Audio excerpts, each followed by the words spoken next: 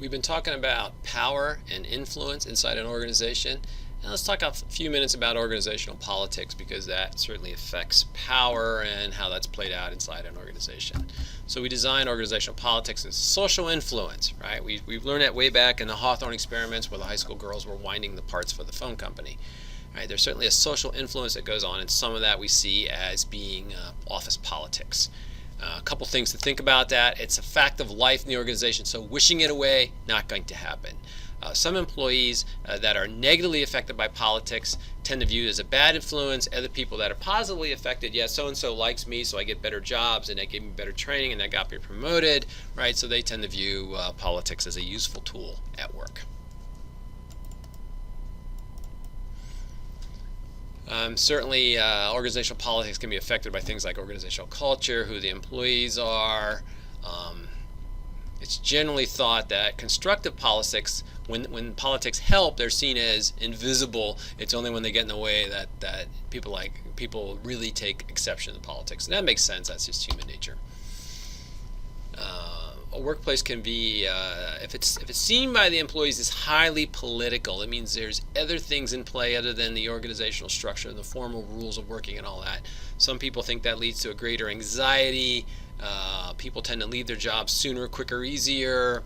Lower job satisfaction, lower supervisor satisfaction, your boss, lower organizational commitment. They don't like me, so I'm going to not like them right back. Lower productivity, I'll slow down either because I'm distracted or because I have low morale and I slow down on purpose. And I think if this place runs on politics, then I'll spend more time on political behavior. I'll spend more time talking and listening and all that than I will more than I get work done.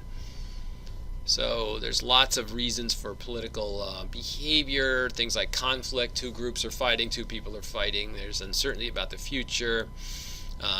There's certainly ideas that organizational policies that reward employees who engage in political affairs, so those who are connected, those who have mentors, those who have powerful friends do better, will certainly push more and more political behavior. Remember, I mentioned my old professor who said, tell me how you're going to reward me and I'll tell you I'm going to behave. Well, if you reward me for playing off in politics, then bring it on. I'm there. Let the games begin.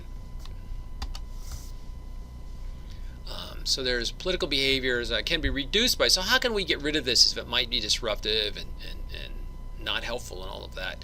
Certainly clear expectations. This is your job. This is not your job.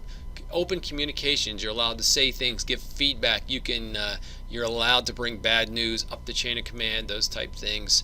Managers who confront poorly behaving employees, right? So people are misbehaving and all that, and that behavior gets corrected.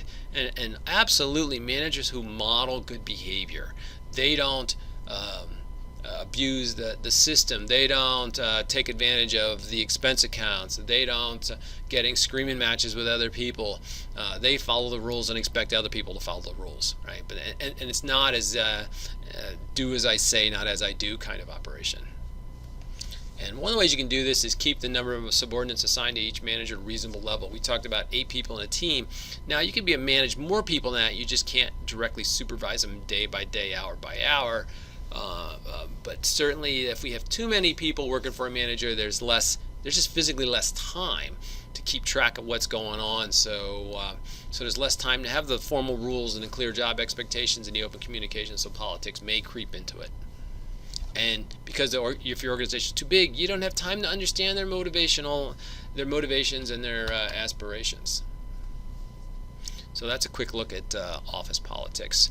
I've alluded to a number of times in here so far about impression management, about you are your own brand.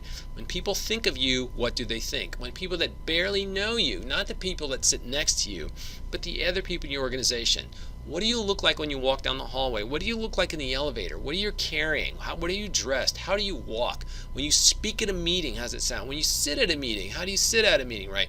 All those are part of your impression management. Do you bring a computer to a meeting and look like you're ready to take notes, a folder of things, or are you sitting there passively, don't even have anything in your hands?